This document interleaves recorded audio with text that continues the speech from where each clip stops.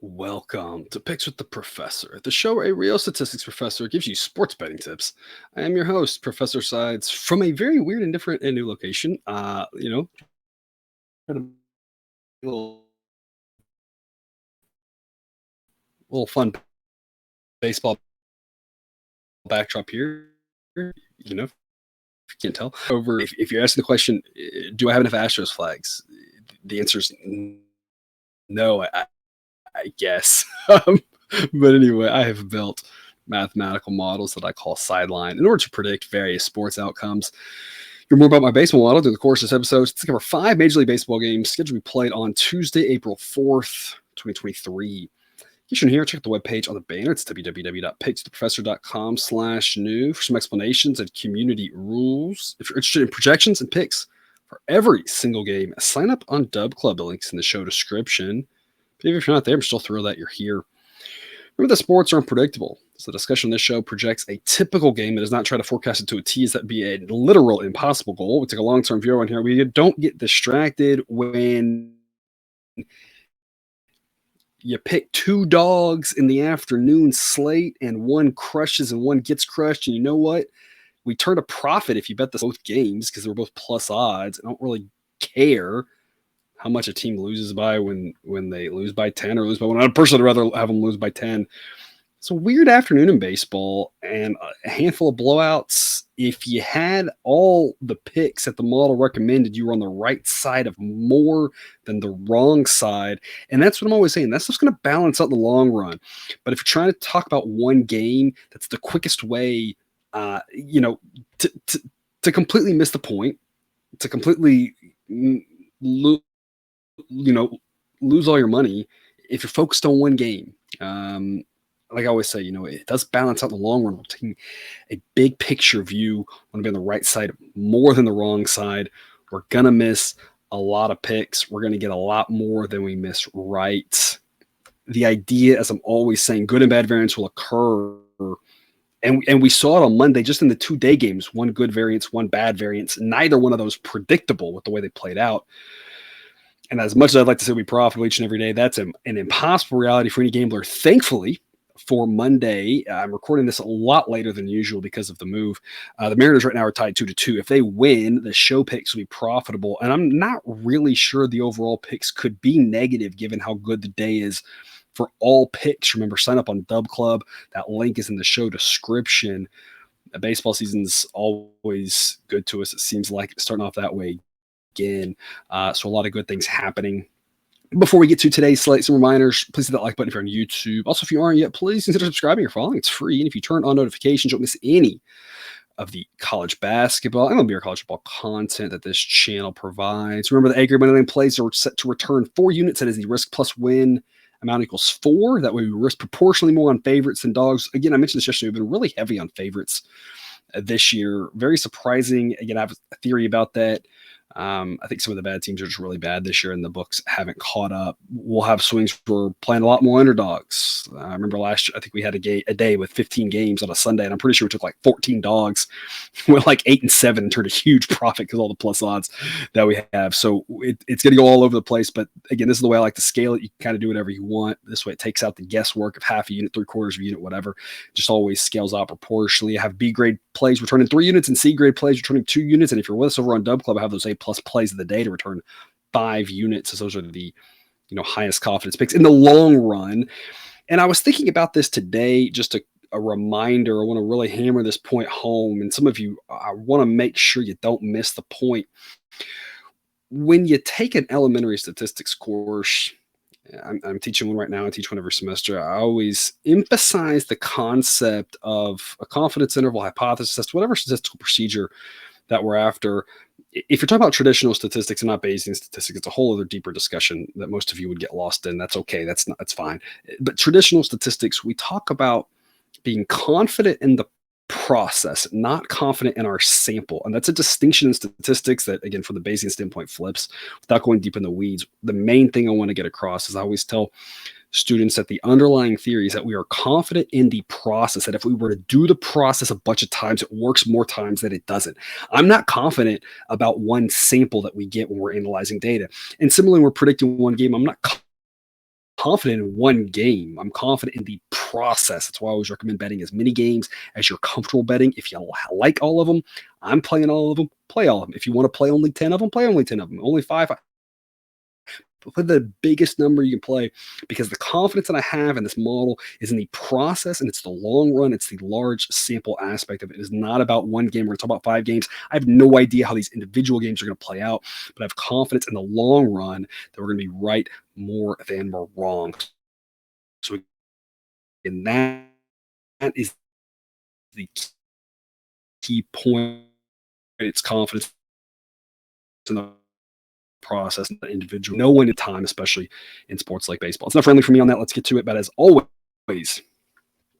take what you like and leave the rest. Going to skip the afternoon game. Again, if you want picks on that, sign up on Dub Club. Going to the 7:40 p.m. Eastern, Mets and the Brewers. Mets, one of those teams I was talking about, just completely let us down here on Monday afternoon. Now, Tuesday night, we're going to back them again, minus 155. The key reason we're going to back them here, and the same reason we backed them or earlier this year, I believe it was on opening day, is getting Max Scherzer at a price like this. I don't quite understand it. I think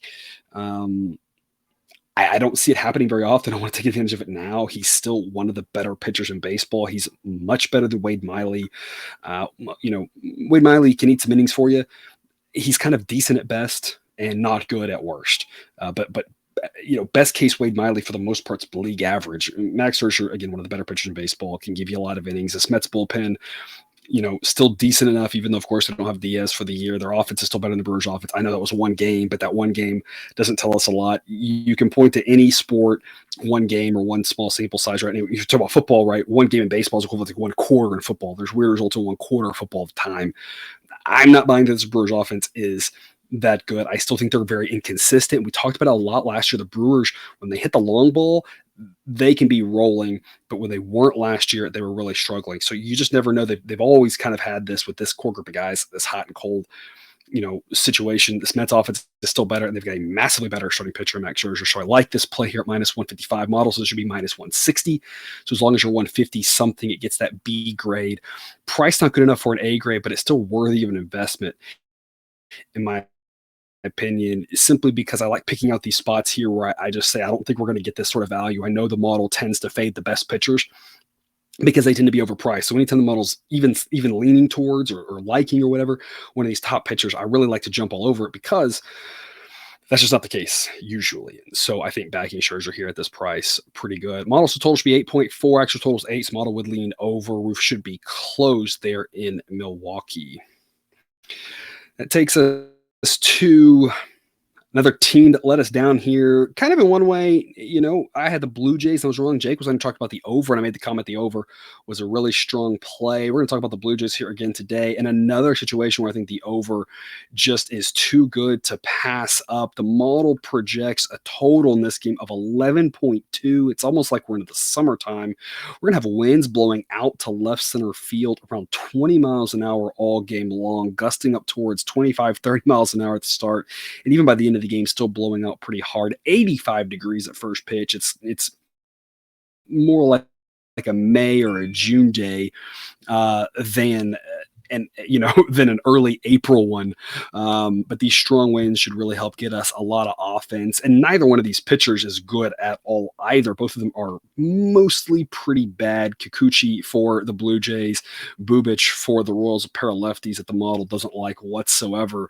So the big difference in this one, of course, is that once Kikuchi's out, which will probably be quick, to be honest, especially if it's anything like last year, the Blue Jays bullpen on average better than the Royals, and the Blue Jays offense still better than the Royals. Again, another situation where I know exactly what happened here on Monday, but Monday's results aren't predictive whatsoever of Tuesday's results in a sport like baseball, especially with the starting pitcher change and just so many, ups and downs with regards to the sport of baseball. So I'm not buying into anything happening on Monday affecting Tuesday. I think the Blues are still a solid play here at minus 155. giving it an A grade. Model says should be Blue Jays minus 199. They win about 2/3 of the time. It's a 155 is a pretty good number on the Jays. And again, just like yesterday, I do like the over. So another situation where the Blue Jays team total over might be a good play. Moving on from that one now, we are to the Astros and Tigers. Astros still knotted up as of the recording of this 5-5 in the bottom of the ninth, so they're going to have to try to pull one out. Massive favorites on Monday night and a nail-biter. Massive favorites here again on Tuesday. I love this play here. It's a really steep price. A couple different ways to play this. Of course, you can always play the run line, but last year's Astros team was not very profitable on the run line despite being profitable on the money line. So it's another situation where, I just don't like to overcomplicate. I personally don't play run lines. If you want to play run lines, of course, in general, for the most part, if it's a good play on the money line, it's a good play on the run line and vice versa. There's very few cases where that's not true. But again, I just would rather scale the wager a little bit here and just say, I'm not flat betting it. I'm adding up to the 4, 3, 2, that sort of thing. So it kind of opens up the possibility of playing some of these bigger favorites. And to me, the bottom line is there's still value on this. Value is value. There could be value at minus 280. There could be value at plus 280.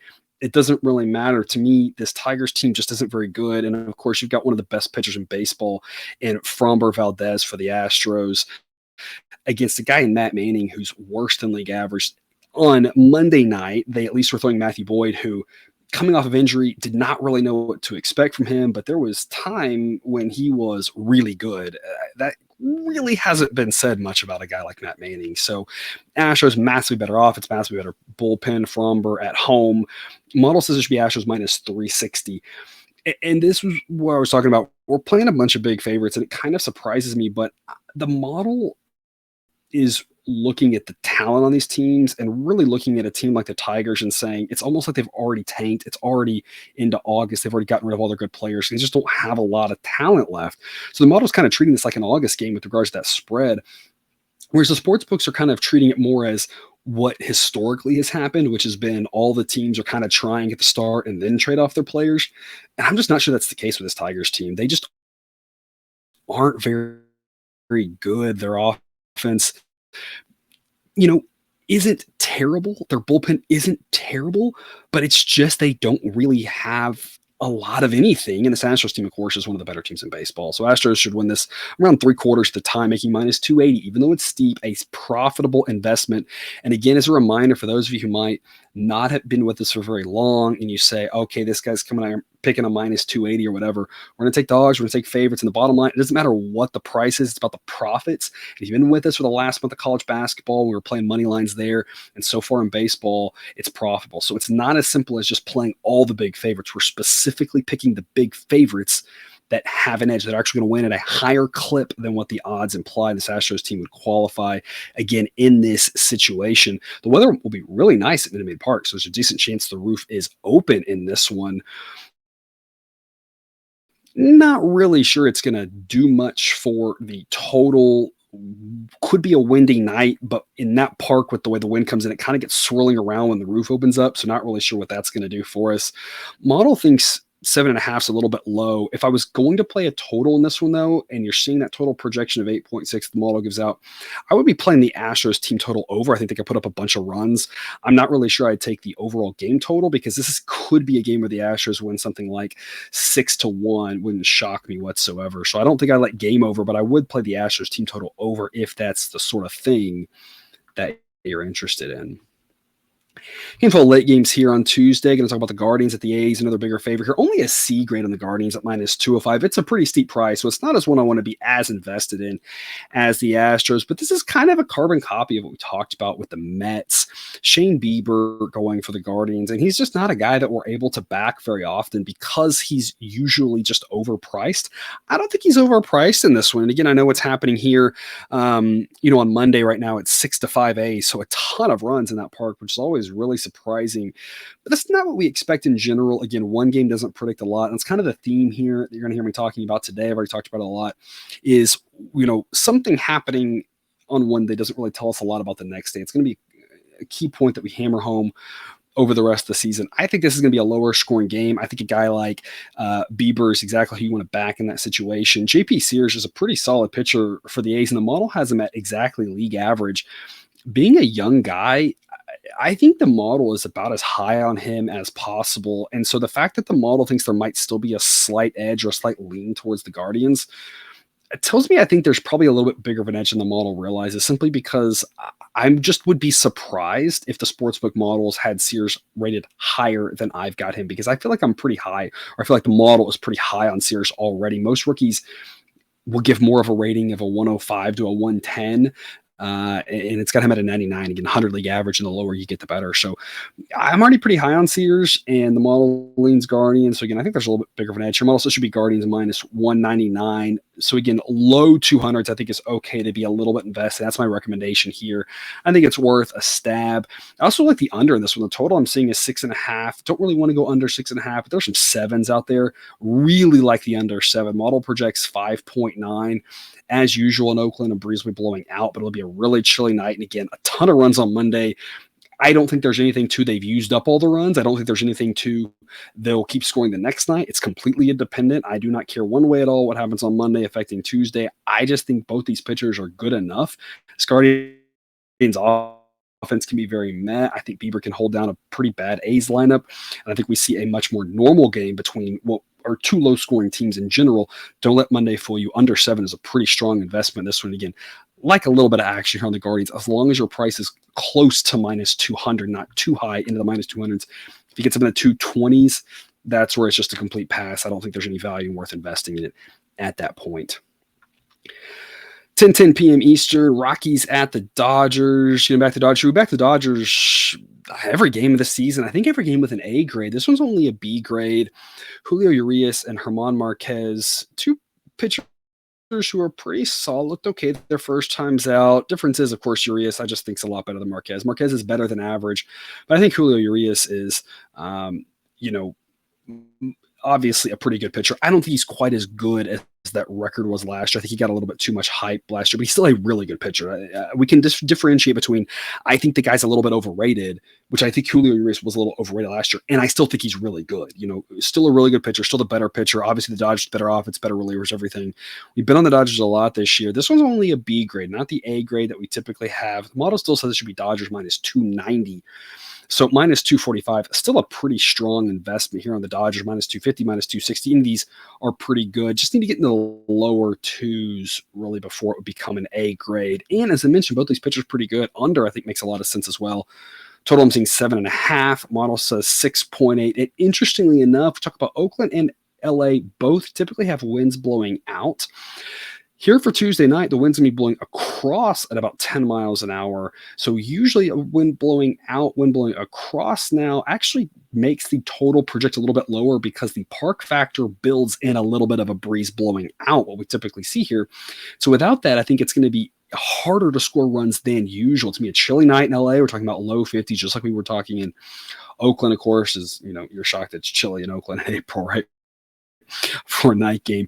But again, cold temperature, I really like this under angle with the wind blowing across. We just rarely see that in LA. It's usually blowing out. So I think it's going to make these two pitchers that are already pretty solid have a little bit better of a time. Dodgers should win this one. I think they win something in the range of 4-2 or something like that. So Dodgers are pretty solid investment. B grade, worth a little bit of money, maybe not quite as strong as an investment as I'd be making in the Astros, but definitely worth a play. And again, I like the under as well. That's all I've got for you here. Thanks for tuning in this episode of Picks with the Professor. Don't forget to subscribe so you can enjoy all the sports betting content provided on this channel. Dropped right into your feed. Be back again tomorrow with more baseball betting tips. But until then, as always, best of luck. And remember, you can eat your betting money, but please don't bet your eating money.